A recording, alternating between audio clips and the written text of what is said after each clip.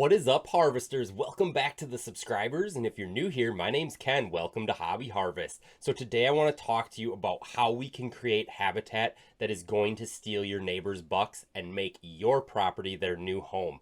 So first off, let's get into probably what we don't want to do, and that is big habitat improvements. So when we want to attract bucks, they need compartmentalized habitat. And so if you put in a big food plot in the middle of your property and you put a big bedding area next to it, guess what you're going to have? All of the does are going to just pile onto that one food source. They're going to bed right next to it in that big bedding area, and you're not leaving a lot of area for those bucks. So yeah, they'll come cruise through during the rut. They'll check it out every once in a while, just like bucks do when they're out wandering around, but they're not going to live there. There's going to be too much noise from all the women and children there, and they're going to go find somewhere else, probably on your neighbor's property, to call home.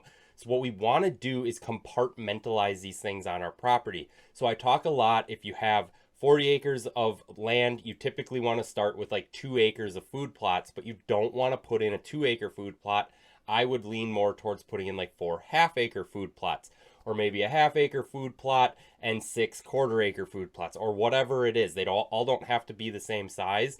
And then don't make them like a big circle. Make them like a horseshoe or a snake shape or an L shape or whatever, so that you can make them more hidden and you can put deer on one side and on the other side of them without the deer being able to see each other, because there's something like a boomerang shape with stuff in the middle. So that's just a great way to get those food sources compartmentalized. You're going to get those bucks to relate to one of those food sources that is not being pounded by those does and fawns. Those does and fawns are still going to get first pick of which one they want, but then you're going to bring those bucks in because they're going to have an available other food source, because you have so many of these little pocketed food sources on your property.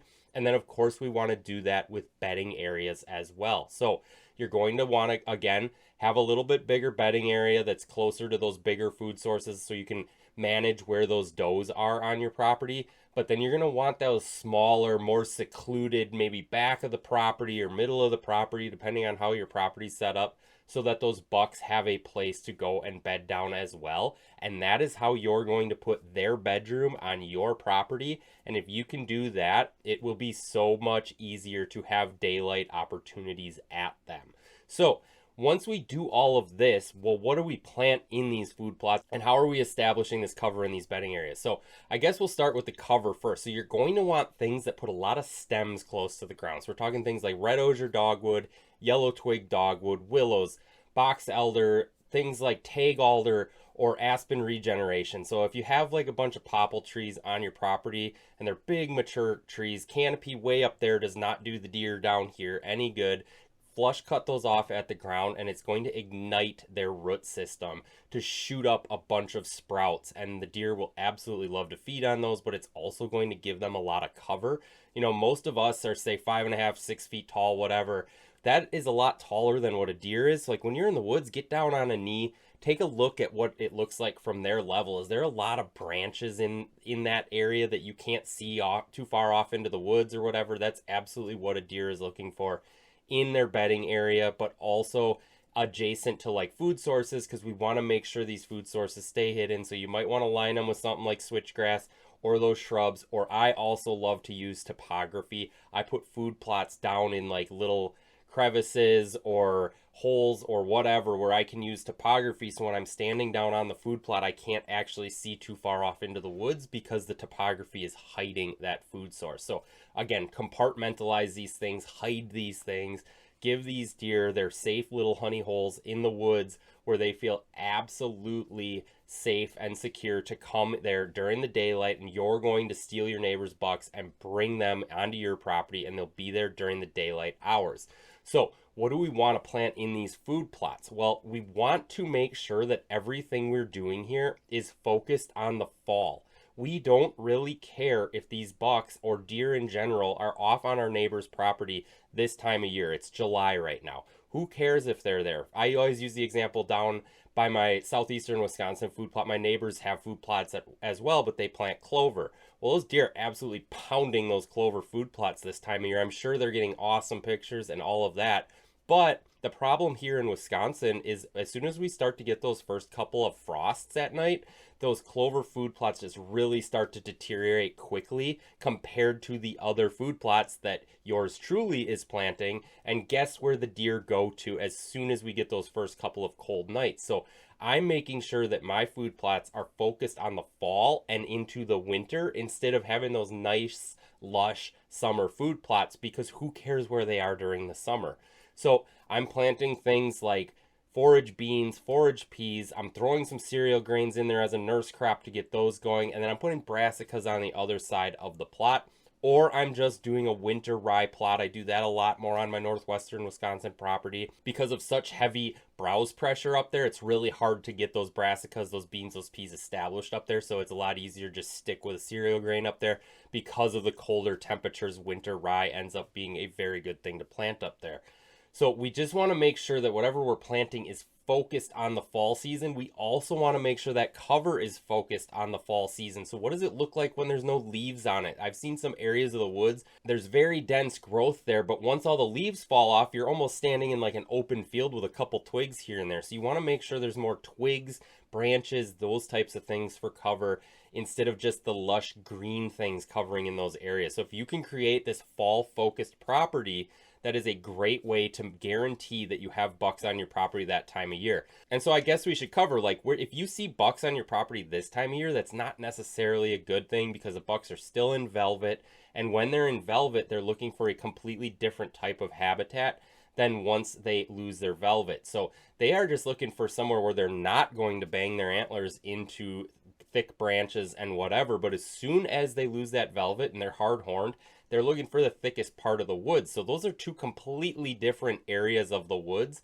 So we want that fall property where they aren't this time of year, but where they will be in the fall. And so if your neighbor's showing you all these pictures this time of year, that's awesome. Hopefully you have that fall focused property and they're going to come to your property as soon as they get hard horned.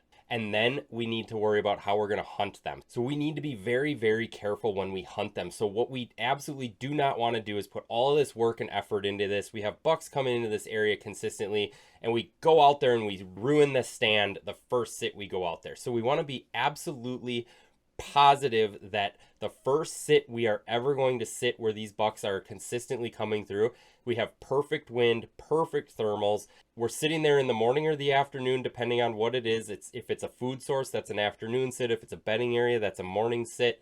We don't want to mess this up. The majority of bucks, mature bucks, are shot the first time somebody ever sat in that stand to hunt them. The more times you sit in a stand, it's not that you don't have an opportunity to harvest a buck, but your percentage does go down with each sit because you're putting more scent out there, more noise out there. You maybe didn't see that you spooked a buck, but he may have seen you. They always don't just bust. I have seen bucks when I'm just wandering around bird hunting or whatever. Those mature bucks don't just hightail and run. They kind of sneak away. They're that smart or that experienced at that age that they don't just run. So you're not going to necessarily see them and know that you spooked them away, but they saw you and they're going to go somewhere else and call that home until that area can cool down. And so that brings me to the next thing. If you do sit in a stand or you do take a shot at a stand and you don't harvest anything out of it, just let it soak for a while. Let it soak for a couple weeks before you go back in there. There's a chance that he'll come back in there within a week or 2 or 3, depending on the buck and the pressure in the area. But you just don't sit in these stands every morning, every afternoon, every day, just because you have a free long weekend or whatever, and that's the stand that you've been seeing bucks at. Really keep these stands sacred so that you're really only hunting them at the very perfect time to go in there and get the job done. Now, that all being said, you can have a perfect situation like I have on my northwestern Wisconsin property. There is a stand on that property that's just so perfectly set up.